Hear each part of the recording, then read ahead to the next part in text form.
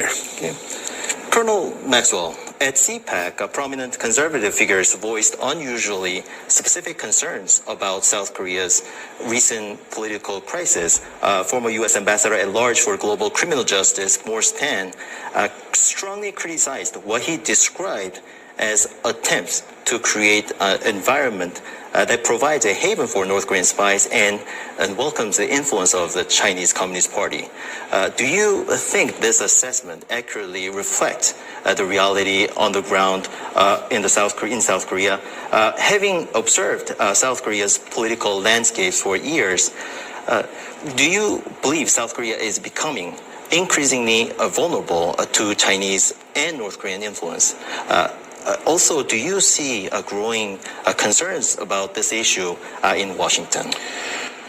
So this is a very complicated situation because most people demand evidence of these allegations. But what we have to understand is that the United Front Work Department of the PRC, of the CCP, and the United Work Department and the Cultural Engagement Bureau of North Korea have very sophisticated agents operating in South Korea. And they have they're highly skilled at tradecraft, which of course hides their malign activities and their subversive activities.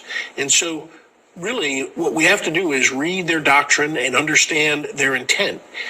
China is practicing unrestricted warfare, and it's three warfares of psychological warfare, lawfare, legal warfare, and media or public opinion warfare. And we read their documents, we know what their intent is, we can see the actions. And of course, they are trying to create dilemmas for South Korea and for the United States. They're trying to subvert the South Korean political system to weaken it.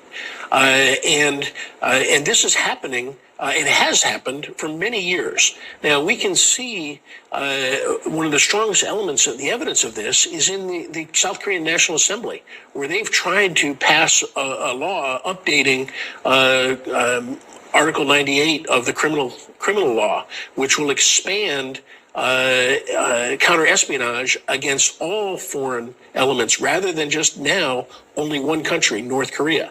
And so, but the PPP has pushed this, but the opposition, DPK, has prevented it. And that really speaks for itself into how much of a threat really exists and who's on which side. Okay. Colonel Maxwell, at CPAC, prominent conservative figures voiced unusually specific concerns about South Korea's recent political crisis. Former U.S. Ambassador